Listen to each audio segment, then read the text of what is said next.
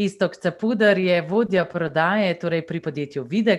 Po Sloveniji imajo 10 poslovalnic in najdaljšo tradicijo na Slovenskem. Bili so torej prvo podjetje, ki je pred 45 leti ljudem ponudilo slušne aparate. Zato me zelo veseli, da nam bo gospod Capuder danes predstavil tudi kratek uvid v razvoj slušnih aparatov skozi čas. Ta tehnološki napredek je namreč že na prvi videz izjemen. Predvsem pa so zmogljivosti aparatov boljše, prav tako pa njihova povezljivost s tehničnimi pripomočki. Strokovnjak bo podal tudi koristne nasvete o tem, kako pravzaprav izbrati slušni aparat, kakšne so tiste razlike med standardnim in nadstandardnim in spregovoril bo tudi o cenah.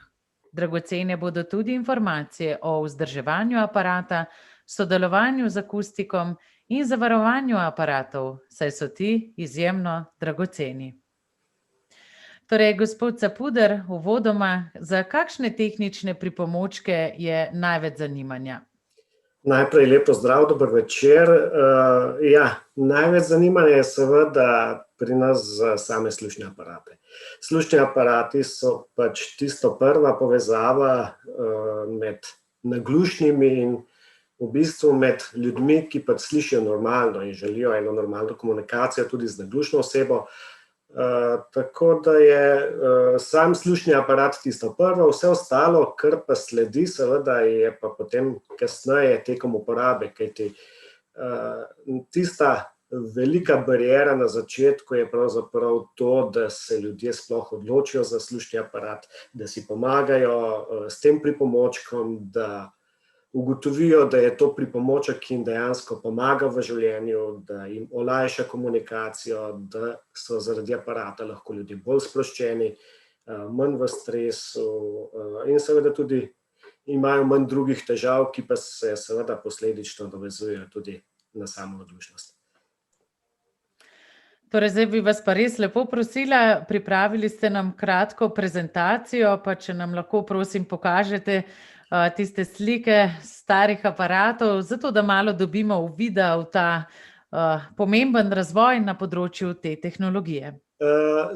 Bom povedal tudi to, da sta gospod Letonja in profesor Debevc dala tudi dve zelo zanimivi iztočnici za današnjo temo, kajti pripomočki, ki so poleg slušnih aparatov na voljo, seveda je velik izbor pripomočkov, seveda je to odvisno od načina življenja, od tega, kar pač uporabnik potrebuje pri svoji komunikaciji oziroma pri svojem načinu življenja. Pa seveda potem tudi to, kar je povedal profesor Debevc, kako pomembna je ta komunikacija med slušnim akustikom, med uporabnikom slušnih aparatov, tako da bi to tudi zdaj delil z vami nekaj teh informacij. Slušni aparati Videx je dansko podjetje, mi ga predstavljamo v Sloveniji že zelo dolgo. Videx je v Sloveniji še iz časov elektromedicine, se pravi preko 45 let in je v bistvu prvo podjetje v Sloveniji, ki je bilo registrirano s tujim kapitalom, ko smo postali samostojni. Tiste stvari, ki se seveda so pomembne, da se ljudje pravzaprav odločijo za slušni aparat oziroma kako pridejo do tega, je seveda, kot sem že omenil, tista slaba razumljivost, slabo razumljen govor. Naglušni imajo največkrat glasno nastavljen TV, radio, kar je za normalno slišeče ponavadi lahko zelo moteče. Zaradi nerazumevanja sogovornika so lahko tudi zelo razdražljivi, hitro pride do kakšne slabe volje, v stresu so. Naglušne osebe se umikajo ponavadi iz družbe, zato ker se lahko kdaj zaradi slabega razumevanja osmešijo. V zadnjem času pa seveda povezujejo samo naglušnost tudi z demenco. Kajti, če slušna pot ni vzdražena, lahko s časoma prihaja tudi do tega, da pač določen del možganov ne funkcionira, zato ker ni vzdražen tudi s samim zvokom. Postopek pridobitve slušnega aparata seveda je najbolj klasičen ta, da obiščemo zdravnika, specialista, kjer se ugotovi, kakšna je pravzaprav izguba sluha, da se tudi izloči vse dejavnike, ki bi lahko posledično vplivali na slab sluh. Šele nato se potem pri dobavitelju slušnih aparatov izbere slušni aparat, se aparat testira in seveda potem opravi tudi kontrolni pregled pri zdravniku specialistu, in če je uspešno testiranje, se to testiranje tudi zaključi. Med vprašanji sem zasledil tudi to, koliko je trajnostna doba oziroma netrajnostna doba, koliko je preizkusna doba za sam slušni aparat. Slušni aparat naj bi se testiral od najmanj 2 tednov do 3 mesecev. To je tudi po mojem mnenju dovolj časa, da naglušna oseba ugotovi, koliko ji slušni aparat prinaša, koliko je izboljšana komunikacija in če uspešno uporablja, seveda lahko potem to tudi zaključi. Lahko pa tisti, ki imajo težave z naglušnostjo, pa niso prepričani, ali je to pripomoček, ki bi jim pomagal v življenju, lahko obiščejo tudi enega od slušnih centrov, kjer jim lahko predstavimo slušne aparate, preverimo njihov sluh, preizkusimo slušni aparat. Aparate dajemo na preizkus tudi za nekaj tednov, zato da lahko tisti, ki smatrajo, da imajo težave, to preizkusijo. In šele potem, če ugotovijo, da to je res tisto pravo, obiščejo zdravnika specialista, kjer pa je želeno, da tisti, ki se prvič srečujejo s slušnimi aparati, vseeno opravijo ta pravi postopek preko zdravnika specialista. Za izbiro in obliko slušnega aparata pravzaprav je pomembno več stvari. Najbolj pomembno od vsega je sluh, pravzaprav tisto, kar je merilo, da lahko izberemo aparat, ki je ustrezno močan, da ga lahko prilagodimo glede na uporabnikov sluh, da ima aparat tudi nekaj rezerve v primeru poslabšanja sluha, kajti trajnostna doba slušnega aparata naj bi bila najmanj 6 let. Po 6 letih, če je slušni aparat iztrošen, ima uporabnik pravico do pridobitve novega slušnega aparata. Zdaj, druga stvar, ki je zelo pomembna pri sami izbiri slušnega aparata, je sama anatomija ušesa. Zdaj, nekateri si včasih želijo zelo majhne, diskretne slušne aparate, seveda tudi to je na voljo, ampak vsak slušni aparat pač zahteva določen prostor, da ga lahko nastavimo v samo uho, vstavimo v samo uho. Recimo sluhovodni aparati, slušni aparati tudi zahtevajo svoj prostor, da se vgradi elektronika slušnega aparata v ohišje in recimo v primeru majhnih sluhovodov, ozkih sluhovodov je pravzaprav to včasih nemogoče izdelati. Zato obstajajo tudi lahko majhni, diskretni zaušesni slušni aparati, kar pač predstavimo uporabnikom takrat, ko obiščejo naš slušni center, kajti želeno je, da se upošteva sama želja uporabnika. Na začetku pa navadi želijo nekaj, kar je zelo majhnega, nekaj, kar je zelo diskretnega, potem z leti uporabe pa pač je to drugotnega pomena, bolj pomembno je, da uporabnik dobro sliši, da ima kvalitetno poslušanje. Vedno pa želimo seveda, da uporabnik tudi ima realna pričakovanja, kajti včasih so želje uporabnikov oziroma naglušnih oseb mnogo višje, kot je možno to doseči tudi z zdravim sluhom. Tole so ti aparati, ki so del zgodovine. Pri nas to še vedno hranimo. Zdaj, kot vidimo tule na sliki, recimo dolgo nazaj so si pomagali z raznimi pripomočki, ki pač še niso bili slušni aparati. S časom razvoja je to napredovalo od tistih žepnih aparatov, ki so bili z vrvico povezani s samim zvočnikom v ušesu. Potem so obstajala očala, se pravi, slušni aparati so bili na nek način maskirani v ročkah očal.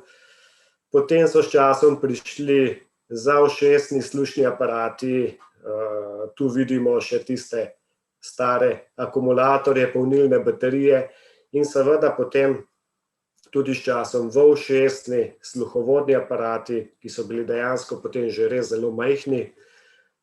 No, to je pa primer sodobnega slušnega aparata, ki pač omogoča mnogo več povezav, kot so vsi ti aparati prej. Zelo pomembno pa je seveda, da se poudari tudi sama izdelava ušesnih vložkov oziroma ohišij slušnih aparatov, kajti tudi to se zdaj izdeluje pravzaprav računalniško, odtis ušesa se skenira, to se zmodelira in potem izdela čim manjše, kot je mogoče, kajti estetika je konec koncev za uporabnike še vedno tista zelo pomembna zadeva, ki jim da neko zadoščenje. Kakovostni rangi slušnih aparatov seveda so tudi različni. Zdaj, gospod Letonja je že prej omenjal, da se je odločil za standardni slušni aparat. Zdaj, to je pač njegova izbira. Po naših izkušnjah bi rekel tako, da je tisti osnovni model slušnih aparatov pravzaprav za neko normalno komunikacijo, 1:1, poslušanje radia, televizije, lahko povsem dovolj. Je pa omenil tudi on, da ima včasih težave, ko je hrup, ko je več ljudi in tako, da je neko šumenje, da so neke težave. Tu pa pač je osnovni model slušnih aparatov pravzaprav premalo in bi v tem primeru seveda mogoče kakšen boljši nadstandardni model kljub vsemu bil boljši izbor, kajti boljši avtomatični modeli slušnih aparatov omogočajo, da aparat poudarja govor, da znižuje hrup iz okolja. S tem je posledično seveda bolj izrazit, jasen govor, hrup ni tako moteč in uporabnik je seveda tudi v bolj ekstremnih zvočnih okoljih lahko mnogo bolj sproščen v komunikaciji. Pa to ne pomeni, da so to zelo dragi aparati, to so že aparati z manjšimi doplačili, pa omogočajo recimo povezovanje med levim in desnim slušnim aparatom, aparat si izmenjava informacije, ima boljši občutek uporabnik za to, za smer, za prostor. Tudi to, tu bi se navezal na profesor Debevca, ki je omenil, da ima samo en slušni aparat, da včasih je problem orientacija. Ja, z dvema slušnima aparatoma je orientacija seveda mnogo boljša, zato ker je boljši občutek za prostor, za smer in seveda tudi drugo uho konkretno doda k izboljšanju razumljivosti govora. Eno uho pač prinese veliko, ampak drugo uho tudi konkretno doda, tako da je razumljivost dejansko boljša. Doplačila, ki smo jih omenjali, so zelo različna, od tistih nižjih doplačil, okrog 250 €, do tistih boljših, zmogljivejših slušnih aparatov, ki seveda se doplačajo tudi preko 2000 €. Razlika je ne samo oblika, ampak tudi kvaliteta obdelave zvoka. Slušni aparati v teh časih so pravzaprav pravi računalniki. In boljši, ko je procesor v slušnem aparatu, boljša je kvaliteta obdelave zvoka. Več je sistemov za prilagajanje slušnega aparata, tudi glede na samo okolje, kjer se uporabnik nahaja. Aparat srednjega, višjega cenovnega razreda prepozna okolje, v katerem se uporabnik nahaja. Aparat se temu primerno prilagodi in seveda s tem omogoča uporabniku mnogo boljšo razumljivost tistega, kar je v okolju pomembnega za uporabnika, da to sliši. Tule lahko vidimo tudi, da je na voljo več oblik. Jaz bi v tej priložnosti povedal tudi to, da sama oblika slušnega aparata pravzaprav ni tako pomembna, kot je izbira kakovostnega razreda slušnega aparata, kajti boljši slušni aparati obstajajo pravzaprav v vseh teh oblikah, ki jih lahko vidimo tu na sliki, od tistih najmanjših sluhovodnih modelov do tistih najbolj klasičnih oblik. Seveda pa tu ni samo tehnologija obdelave zvoka, pomembno je tudi povezovanje z ostalimi napravami, kot smo že prej omenjali, koliko je teh pripomočkov, ki so na voljo, koliko je pripomočkov, ki lahko pomagajo uporabniku tudi v povezavi z drugimi napravami, ki pač jih uporabnik uporablja v svojem življenju. Tule lahko vidimo recimo najbolj pogosta primera, ki jih uporabniki uporabljajo v svojem življenju, to je poslušanje televizije, uporaba mobilnega telefona.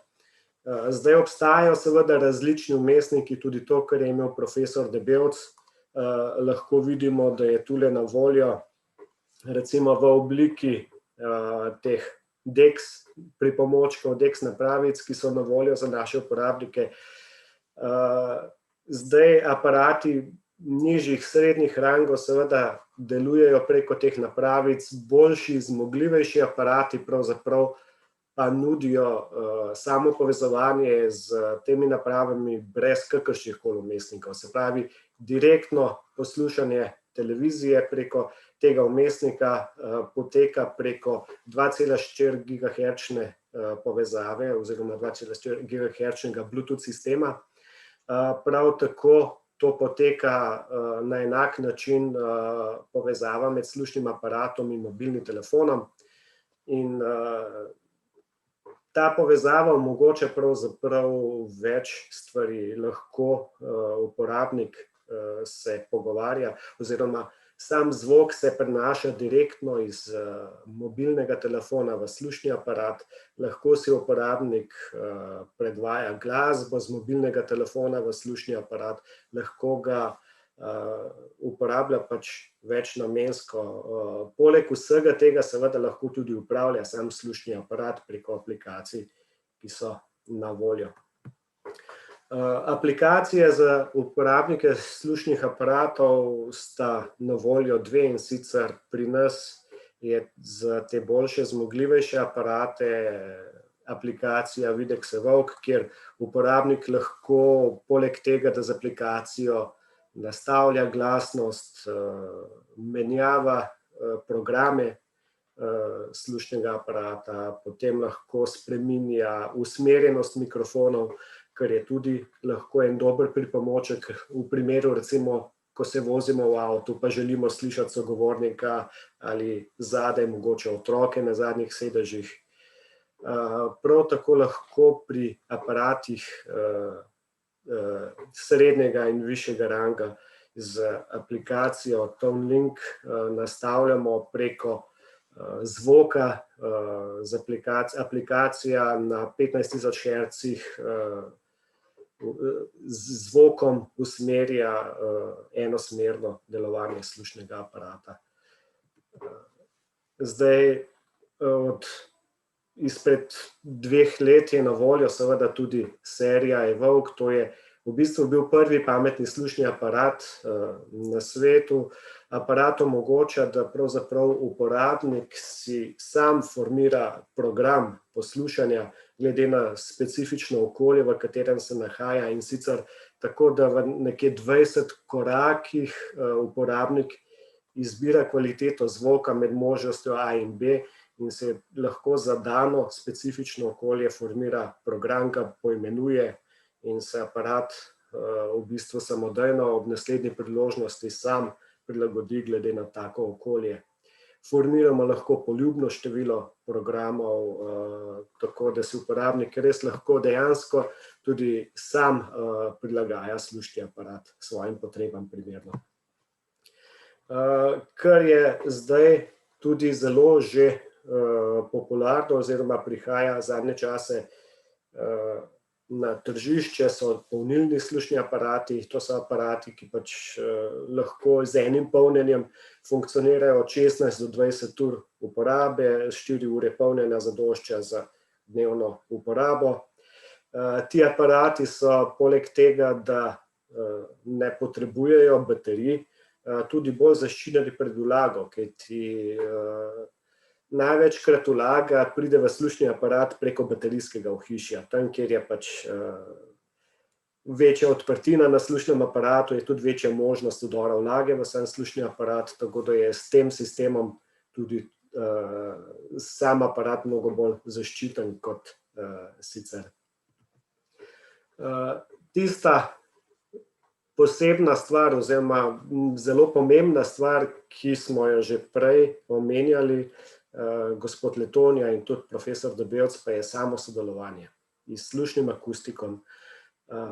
Zelo priporočljivo je, da uporabnik zelo korektno pove, kakšne so njegove želje ob sami izbiri slušnega aparata, da odkrito pove, kakšna so pričakovanja, da uporabnik pove, kakšne ima izkušnje iz domačega okolja, kajti vse te informacije so res dobrodošle takrat, ko nastavljamo slušne aparate, zato da lahko aparate optimalno nastavimo, prilagodimo uporabniku. Seveda se te nastavitve lahko delajo kadarkoli. Uporabniku se lahko spremeni sluh, lahko se mu spremeni neko okolje, v katerem se znajde, in skratka, slušni akustik je vedno tisti, ki bo uporabniku skušal pomagati, seveda mora pa stranka priti do nas to povedati, in te nastavitve so za uporabnike vedno brezplačne.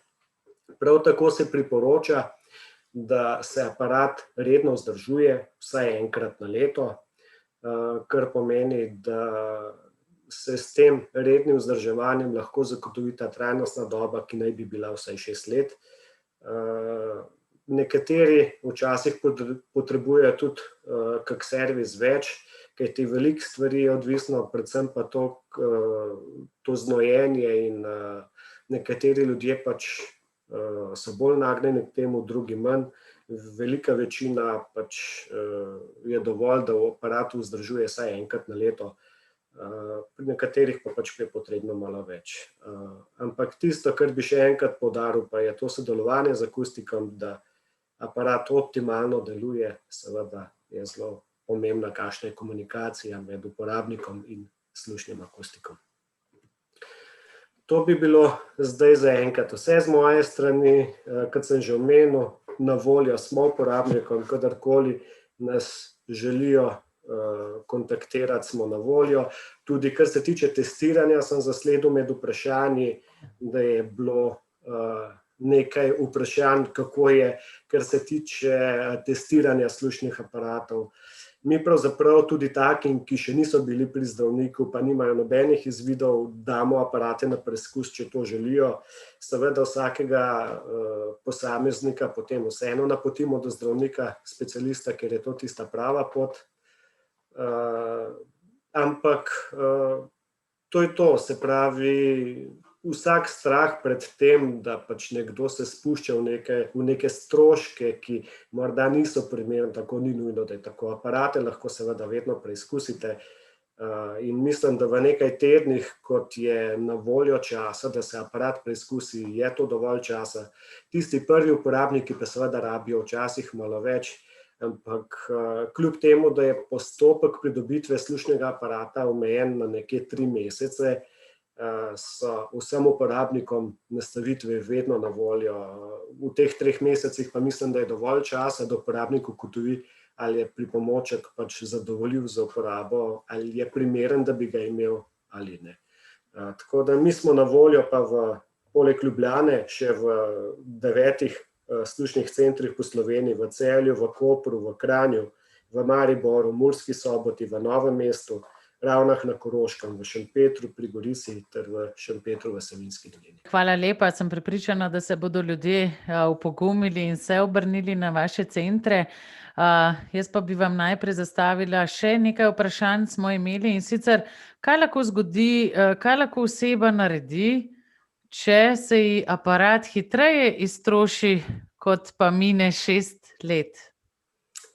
Mi smo pravzaprav dolžni zagotavljati servis oziroma vzdrževanje slušnega aparata v vsej trajnostni dobi 6 let. Se pravi, da aparat ne more biti toliko uničen, da ga mi ne bi mogli usposobiti, da bi aparat deloval. Pravzaprav se lahko menjajo, če je potrebno, seveda vsi sklopi slušnega aparata, ampak pred iztekom trajnostne dobe 6 let mi ne smemo izdati potrdila, da je aparat iztrošen, kajti smo ga dolžni vzdrževati. Tako je pravilo, ki smo ga podpisali v pogodbi z zdravstveno zavarovalnico. Potem me pa zanima, če morda veste, s kakšnimi težavami se lahko človek sooči ob prehodu iz analognega na digitalni aparat. Kakšne so izkušnje? Ja, moram reči, hvala za vprašanje, da je to že stvar, ki pravzaprav sega kar nekaj časa nazaj. Imeli smo kar nekaj uporabnikov, ki so pred leti, ko se je prešlo iz v bistvu analogne v digitalno tehnologijo, da so imeli kar nekaj težav, kar se tiče te avtomatike, kar se tiče prilagajanja glede na to, da se aparat pač je samodejno prilagajal na določene zvočne situacije. Ampak moram reči, da te težave so se pojavile od leta 1995 pa tam nekje do leta 2005 mogoče, dokler se ni celoten portfelj slušnih aparatov na trgu pravzaprav prekvalificiral z ene tehnologije v drugo. Pravzaprav mislim, da je tudi zdaj ta težava, kar se tiče teh pripomočkov, da v bistvu ta klasična tuljavica počasi izgine in se pravzaprav pojavljajo te nove tehnologije, povezave prek Bluetootha večinoma in podobnih sistemov. In mislim, da je to neko obdobje, ki bo zdaj morda trajalo, ampak sem prepričan, da imajo vsi dobavitelji slušnih aparatov, vsi proizvajalci pač pripomočke, ki pa olajšajo to povezovanje z drugimi napravami. Počasi se nama bo čas iztekel, pa vendarle še je nekaj vprašanj, in sicer, ali je na voljo tehnologija, da bi v avtu lahko poslušal radio? V bistvu bi lahko preko vmesnika, ne. Se pravi, uporabnik slušnega aparata, vsaj tega, kar imamo mi, v bistvu ima pri sebi napravico, vmesnik, Comdex, ki se prek Bluetootha poveže z drugo napravo. Se pravi, če ta naprava omogoča povezovanje, seveda se lahko poveže tudi s slušnim aparatom. Pravzaprav pa se to lahko tudi potem streama direktno iz mobilnega telefona v slušni aparat, kar je pa mogoče še lažje, kot je sama povezovanje avtomobilskega radia in slušnega aparata. Ampak samo ugibam, se opravičujem, vprašam, je pogoj, da si uporabnik nadstandardnega slušnega aparata? To pa ja. Zdaj, lahko sicer s klasičnim slušnim aparatom si omisli uporabnik napravico TEDx, tudi to imamo, kjer potem se od te napravice v slušni aparat zvok streama preko te tuljavice. Zanima me še, kaj je najboljša zaščita slušnega aparata pred vlago? Pravzaprav fizično je treba skrbeti za to, da je recimo aparat, če se človek pri kakšni od aktivnosti močno poti, da si da trak okrog glave, ki vpija znoj. Sicer za eno tako klasično uporabo ponavadi slušni aparat ni tako občutljiv, da bi to bilo lahko moteče. Se pa prav zaradi tega znojenja in vseh teh zunanjih vplivov priporoča, da se aparat redno vzdržuje, da je aparat pač vsaj enkrat na leto na tem kontrolnem pregledu, in če se ob takem pregledu ugotovi, da ima nekdo pač večje težave s tem znojenjem, oziroma da je korozija aparata posledično lahko večja, se takemu uporabniku priporoča, da obišče pa morda 2-krat na leto servis. Pri kateri starosti se priporoča v-ušesni aparat? Je to samo za odrasle ali tudi za otroke? Pravzaprav smo imeli kar nekaj najstnikov, ki so že prejeli sluhovodne oziroma v-ušesne slušne aparate, čeprav je to odvisno potem od same rasti sluhovoda. Se pravi, koliko je prostora v samem sluhovodu, pri nekaterih otrocih se sluhovod že zgodaj razvije v neko, bom rekel, tisto velikost, kjer je potem že na voljo dovolj prostora. Je pa zaradi rasti lahko problem tesnenje. Se pravi, da je zaradi rasti otroka potem to ohišje treba večkrat zamenjati, kar je pa potem drug problem, ki ga pač, če se zavedajo uporabniki oziroma starši otroka, da je to povezano s stroški izdelave novih ohišij, če se s tem strinjajo, pač to ni težava. In se bom navezala na vaše besede in postavila samo še eno vprašanje. In sicer me zanima, stroški, pač moramo vedeti, včasih so previsoki, kot si jih lahko privoščimo, zato me zanima, ali Videx ponuja svojim strankam tudi obročno plačevanje. Seveda lahko, saj imamo na trgu kar nekaj ponudnikov kartičnega poslovanja, ki omogočajo nakupe tudi do 24 obrokov, drugače pa, če nimajo uporabniki teh kartic kreditnih, ki omogočajo nakupovanje na obroke, se lahko omogoči nakup preko trajnika, brez obresti, tu je pa lahko največ 12 obrokov, kar pa pogojuje Banka Slovenije. Hvala lepa za vse informacije, gospod Capuder.